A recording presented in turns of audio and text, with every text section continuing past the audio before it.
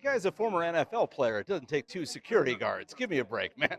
Napoleon Harris did not appear eager to talk to me. And how would you use your discretion to implement it within the current legal framework? In the now sleepy room where months earlier, a board meeting ended in a brawl,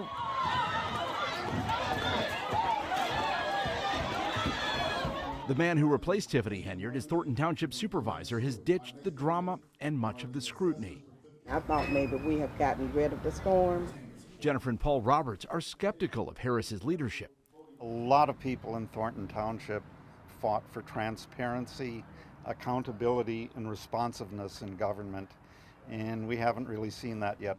Some of that skepticism centers on his salary. Help me understand why you're still taking in Tiffany Henyard type money. There's a law on the books that we cannot change anybody's salary. How that law came to be is a lesson in political maneuvering. Tiffany Henyard made $202,000 a year, plus other perks.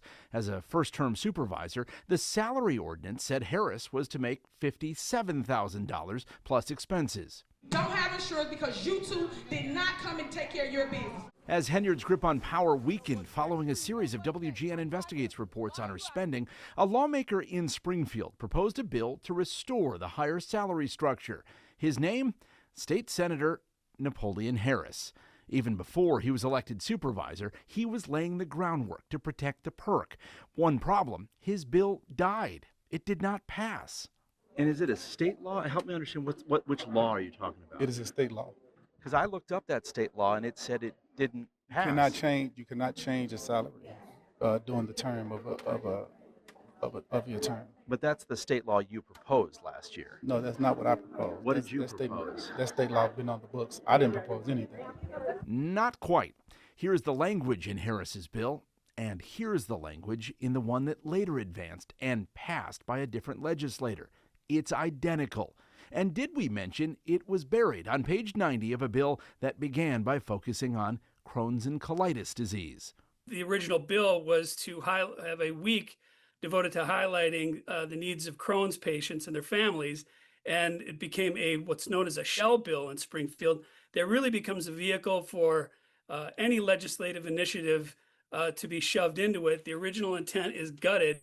Thanks to the legislative maneuver, Harris is now on track to collect a $202,000 salary from the township, plus $54,000 in expenses.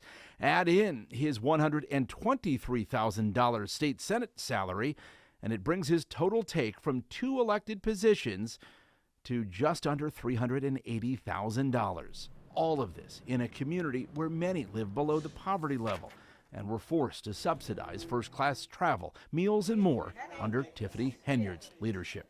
This is the professional democratic machine, tried and tested, and it appears that they have taken hold of Thornton Township. Given what these residents have been through and what you campaigned on, don't give me the time, man, come on. Given what these residents have been through, do you think it's a good look for you to do some of the same stuff that you were critical of? I was not critical of anything, man. You weren't critical of Tiffany Henyard's reign? I've never publicly despised anybody publicly. What I've done was, and I've stated this, I'm about doing the right thing and supporting what the people needs of Thornton Township, and I've done that. For you to say and sit here and suggest that anything has been improper or done wrong is not a fair assessment of what's happening.